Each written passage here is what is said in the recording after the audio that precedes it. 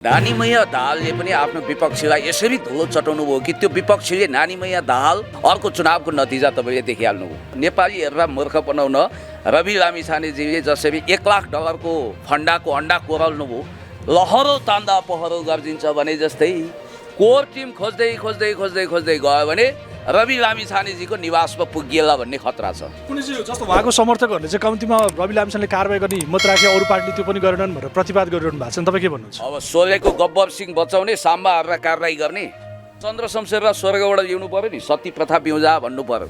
यो वाहियात कुरा, फन्टुस कुरा गरेर हुन्छ। जीवनदान गर्छु भन्नेहरूले रक्तदान नगर्ने देश हो यो।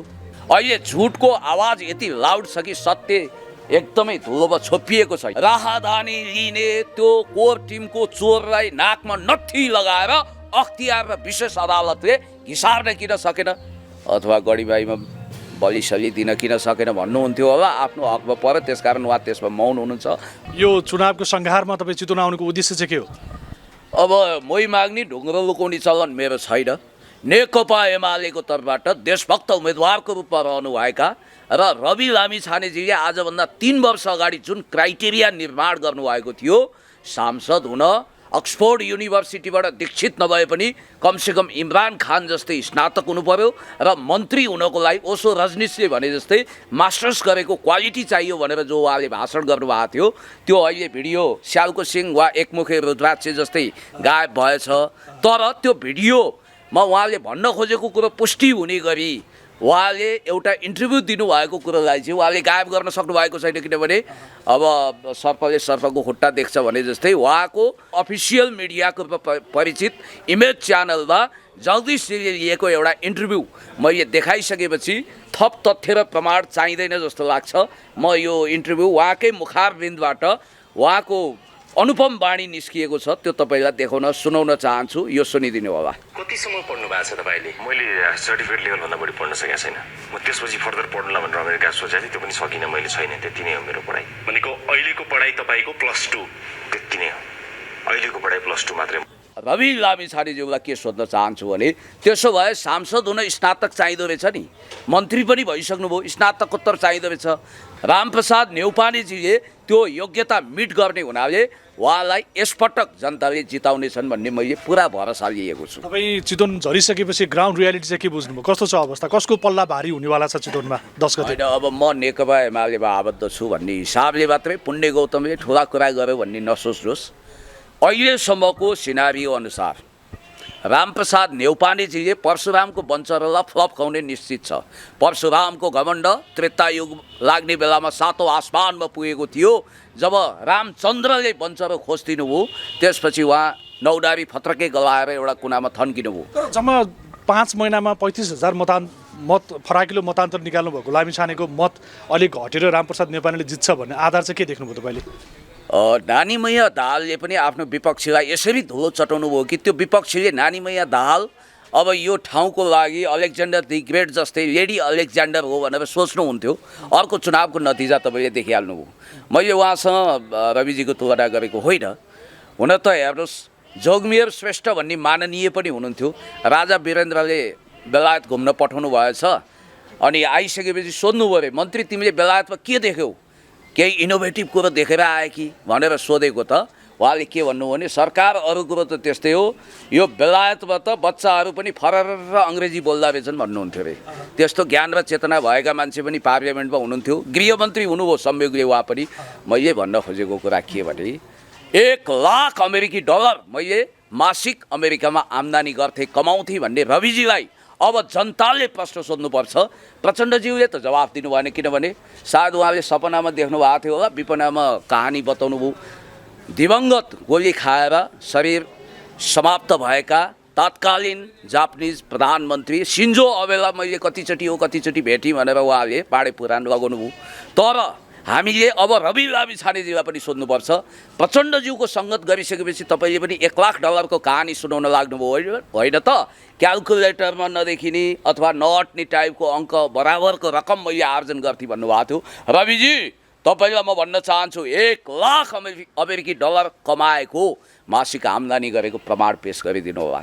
अब ढाका कुमारजीले ढाका कुमारहरूलाई सङ्केत गर्दै कोर टिम हो कि चोर टिमले मलाई 2 करोड रुपियाँ माग्यो मन्त्री बन्नको लागि, त्यो तपाईँले दिनु पर्यो, म अहिले भिखारी भइसकेको छु भनेर त्यो आशय व्यक्त गर्दै दुर्गा प्रसाईजीलाई जुन उहाँले संवाद गर्नुभयो त्यसको अडियो सार्वजनिक भइसकेपछि त्यो कोर टिमका कोरी वा कोर टिमका चोरहरूको बारेमा राष्ट्रिय स्वतन्त्र पार्टीले ओठमा भोटे ताल्छ। किन ठोक्यो? तर पुण्यजी जस्तो उहाँको समर्थकहरूले चाहिँ कम्तीमा रवि लामिछानेले कारबाही गर्ने हिम्मत राखे, अरू पार्टीले त्यो पनि गरेनन् भनेर प्रतिवाद गरिरहनु भएको छ। तपाईँ के भन्नुहुन्छ? अब सोलेको गब्बर सिंह बचाउने, साम्बाहरूलाई कारबाही गर्ने भनेको बुझ्नुभयो होला।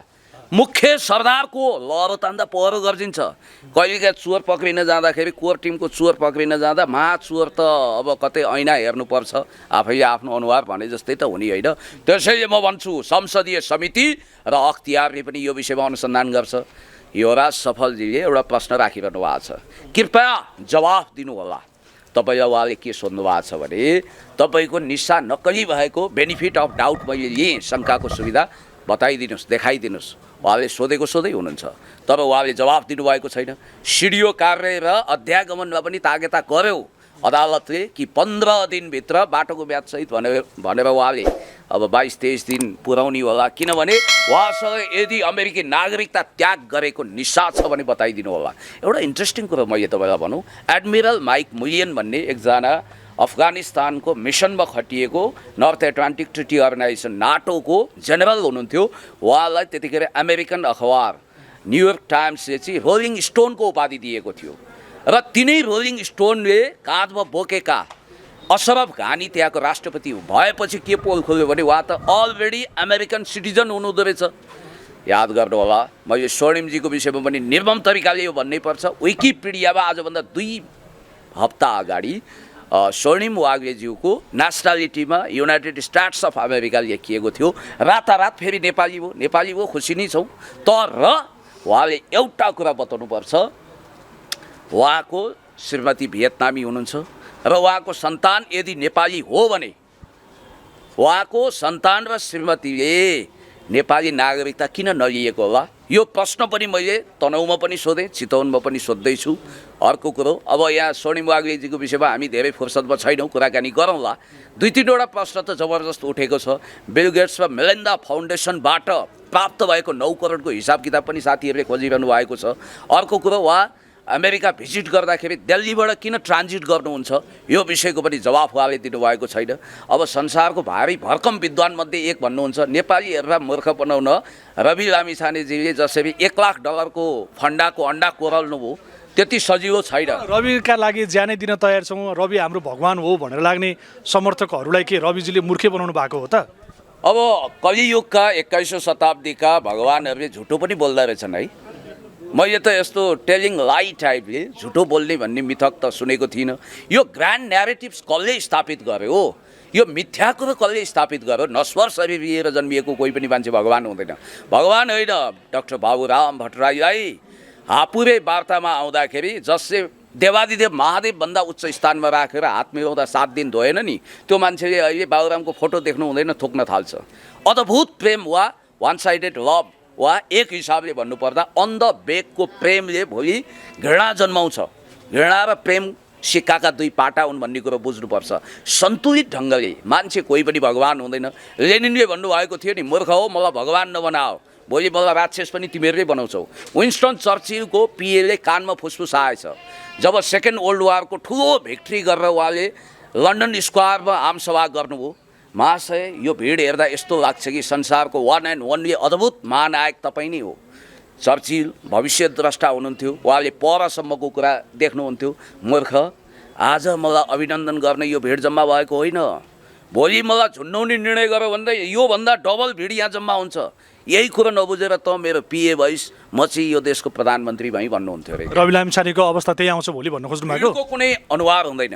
भिड त सायद अहिले सोसियल मिडियामा तपाईँहरू बाहेक धेरै भाइ बहिनीहरू दोस्रो जनआन्दोलन नदेखेको भाइ बहिनी हुनुहुन्छ र हिजो आज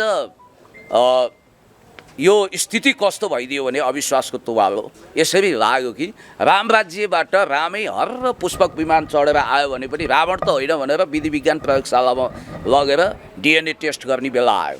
याद गर्नु होला, यो हल्लाखोरहरूले गफाडीहरूले खाने देश हो। ज्ञानबहादुर साई उर्फ ज्ञानेन्द्र साईले सिए भनिदिएको छ, केही थाहै छैन, ए हो रे हो रे हो को भरमा एकजना महानुभावले के भनिदिनु भने कोफी अनान त मेरो साथी हो भनिदिनु भयो। उहाँले कोफी अनानसँग फोटोसपबाट एउटा मिलाएर फोटो खिच्नु भएको रहेछ, त्यो देखाउनु भयो सोसियल मिडियामा, हामीले पत्याइदिउँ। मैले तपाईँलाई भन्छु 1 महिना गायब हुन्छु, मैले जोया बाइडेनसँग कफी खाएर आएँ भन्छु, फोटोसपबाट फोटो देखाइदिन्छु, अनि मेरो इन्टरभ्यू लिइहाल्ने। कस्तो हुनुहुँदो रहेछ जोया बाइडेन, ज्वाइँ जस्तै अथवा माओलीमा आएको भान्जा जस्तै सत्कार गरे भन्ने सुनि भनेर सोध्ने। हामी मूर्ख र बेवकुफ बन्नु हुँदैन, सत्यापन पुष्टि गर्नुपर्छ र गफाडीहरूको देश यो देश बन्नु हुँदैन। जो मान्छे बातबहादुर छ त्यसले काम कम गर्छ, काम बहादुर हुनु पर्यो। अब जसरी सिङ्गापुर निर्माण गर्ने ली क्वान यू साइलेन्सली काम गर्नुहुन्थ्यो, देङ स्याओपिङले ल्यारी किङलाई BBC CNN मा इन्टरभ्यू दिन इन्कार गर्दा के भन्नुभएको थियो भने अहिले मेरो काम गर्ने बेला हो, प्रतिपक्षमा हुँदा बोल्ने हो, काम गर्ने बेलामा छु, म काम गर्छु, मैले बोल्नुपर्ने कुरा मेरो आफ्नै अखबारहरू छन्, टेलिभिजन छन्, यहीँबाट बोल्छु, साभार गर्नुहोस् भन्नुभएको थियो। तपाईँले रवि लामिछानेको आलोचना गरिरहँदाखेरि डर लाग्दैन? रिप कमेन्ट आउँछ, धेरै जसो गाली गलौजमै खालको कमेन्ट पनि आइराखेको छ, अप्ठ्यारो अथवा डर केही लागेको छ कि छैन आलोचना गरिरहँदा? आलोचना भने त मेरो लागि उयो होटलमा पाइने आलोचना सरह हो, कपाकप खान्छु, खपाखप पचाउँछु। आलोचक भने आलोचक सरह हुन्, सम्मान दिन्छु।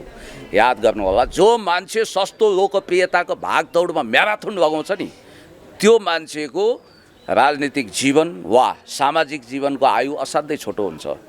त्यसैले आइडियल स्टेटका प्रणेता प्लेटोले भन्नुभएको थियो, अलोकप्रिय सत्यको प्रवक्ता बन, लोकप्रिय झुटको वकालत नगर, किनभने लोकप्रिय झुट भनेको त्यो नाजुक बेलुन हो जसलाई एउटा छेस्कोले प्याट्ट फुटाइदिन्छ।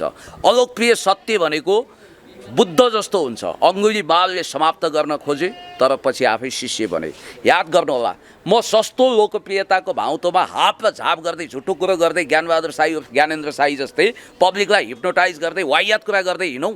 म रवि लामिछानेजीले जस्तो काग कोइलीको जस्तो सुमधुर बोली र कागको जस्तो चतुरता देखाएर क्षणिक रूपमा जनतालाई थाङ्नामा सुतौँ।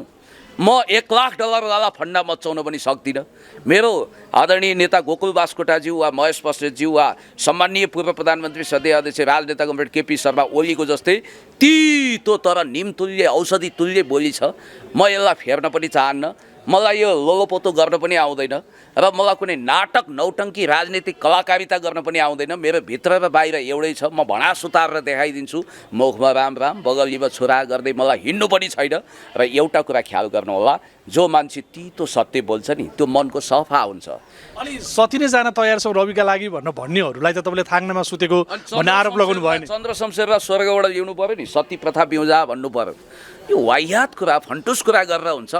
जीवनदान गर्छु भन्नेहरूले रक्तदान नगर्ने देश हो यो, याद गर्नु होला। त्यसैले मैले तपाईँलाई भनेको कुरा के हो भने मिडियामा पपुलर हुन अथवा स्क्रिप्टेड भिडियो बनाउन माहिर लामो घाँटीवालाहरूले के गर्छन् भन्ने कुरो तपाईँ जस्तो जिम्मेवार पत्रकारले ठेक्का लिनुहुन्न। झिल्के मिल्के तिल्केहरूलाई एउटा मानिस यसो सूर्यलाई अर्घ दिन गएको छ, 50वटा मिडिया लाइन लाग्छ, के हो त्यो? यो कुनै कर्म हो? याद गर्नु होला। त्यस कारणले गर्दाखेरि काम गर्ने होइन, गरे जस्तो देखाउनेहरूले अहिले आफ्नो इमेज चम्काएको बेला हो।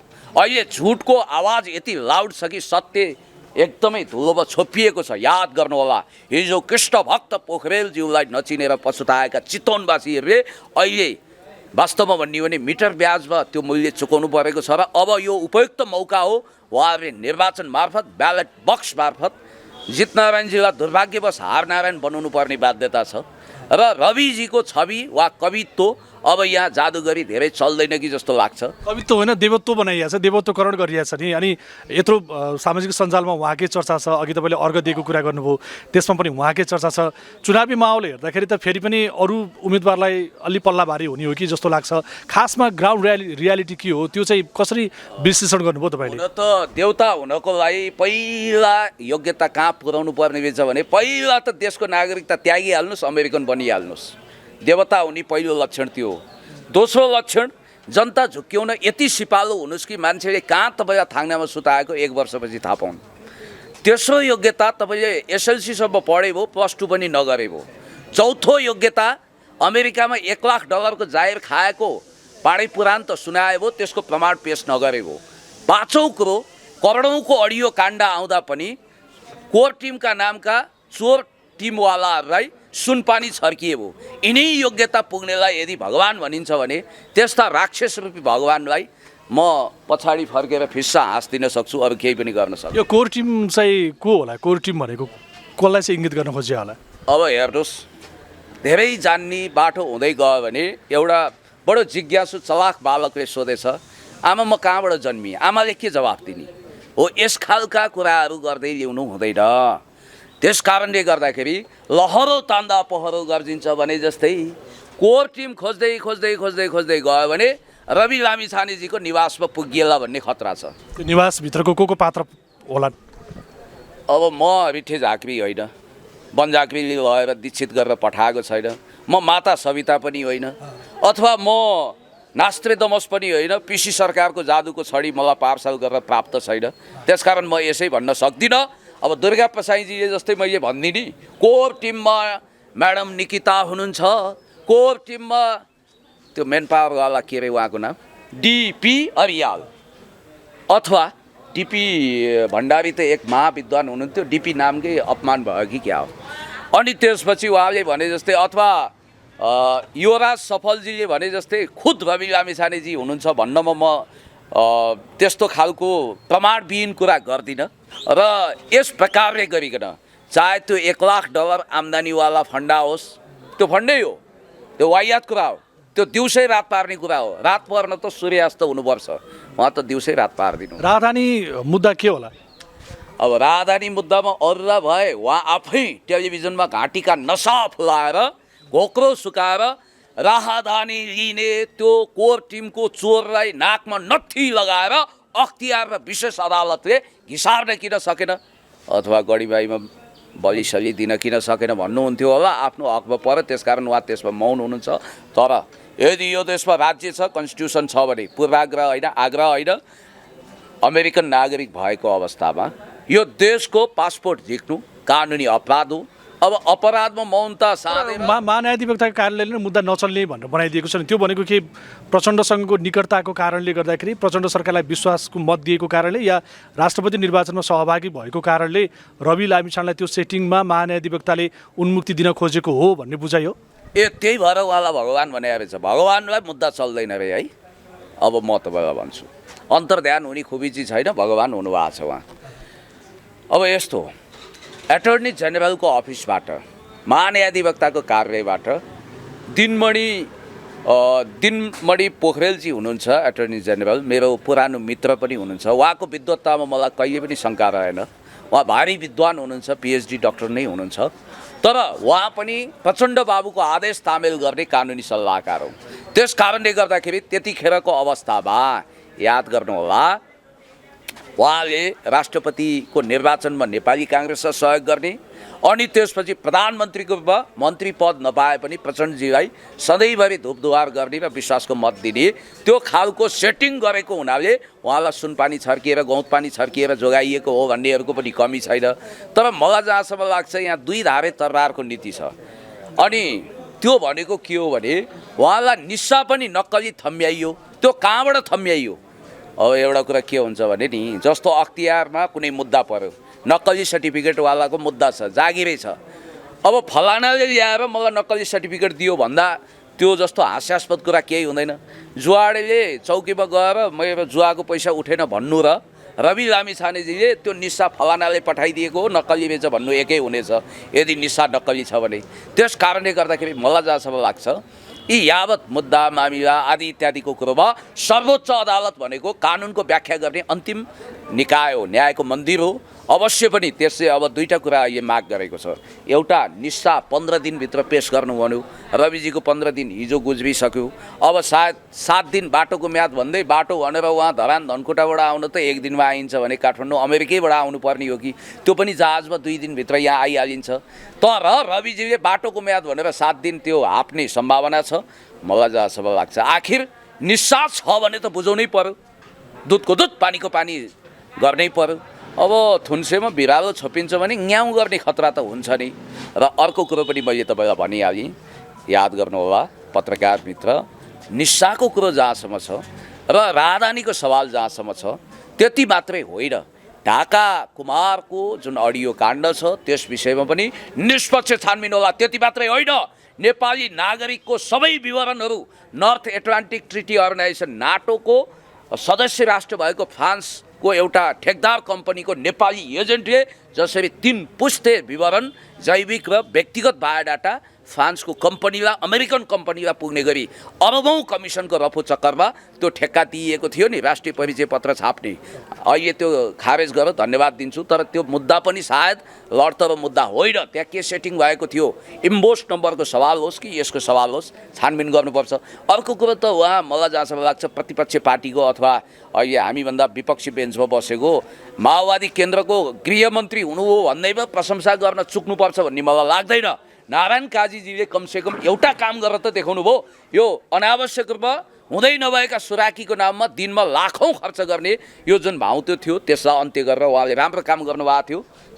रविजीले त्यति पनि गर्न सक्नु भएन। भनेपछि यदि निर्वाचनमा रवि लामिछानेको पक्षमा परिणाम आयो भने पनि चितवनमा उपनिर्वाचन फेरि गर्नुपर्ने हुन्छ, तपाईँले यो भन्न खोज्नु भएको? एउटा कुरा के हुन्छ भने केशव स्थापितज्यूले मैले जितिसकेँ मलाई माला लगाइदिनुहोस् भनेर जब भाषण गर्नुभयो, म पनि त्यही मञ्चमा वक्तामध्ये एक थिएँ। त्यो अन्तिम सभा थियो, चैतको 27 गतेको कुरो पोहोर साल। मैले उहाँको कानमा फुसफुस आएको थिएँ, हेर्नुहोस् यसो नभनौँ, किनभने चुनाव नभइकन भगवान रूपी जनता जनार्दन रूपी जनताको अपमान गर्नु हुँदैन भनेको थिएँ। आज हामीले जितिसक्यौँ वरमाला पहिरिनुहोस् अथवा फुलमाला लगाइदिनुहोस् भन्ने अहङ्कार गर्नु हुँदैन। निर्वाचन पर्ख्यौँ, तर मैले अथवा हामीले पुरापुर विश्वास लिएका छौँ भने यसपटक कृष्णभक्त पोखरेललाई जिताउन आतुर हुनुभएका आदरणीय जनसमुदायहरूले रामप्रसाद न्यौपानेज्यूको गलामा विजयको माला पहिराउनु हुनेछ र हामी जितमा ढुक्क छौँ। तर 10 गते त पर्खिनु पर्यो नि, ब्यालेट बक्समा नेकपा एमालेको सूर्यध्वजा बाहक उम्मेदवारको पल्ला भारी हुने गरी मतदान हुन दिनुहोस् न, अनि त्यसपछि हामी खुसी हौँला। धेरै धेरै धन्यवाद मित्र, काठमाडौँमा भेट भएको थियो, यहाँ पनि भेट भयो। थ्याङ्क यू सो मच, तपाईँलाई पनि धेरै धेरै धन्यवाद। Thank you.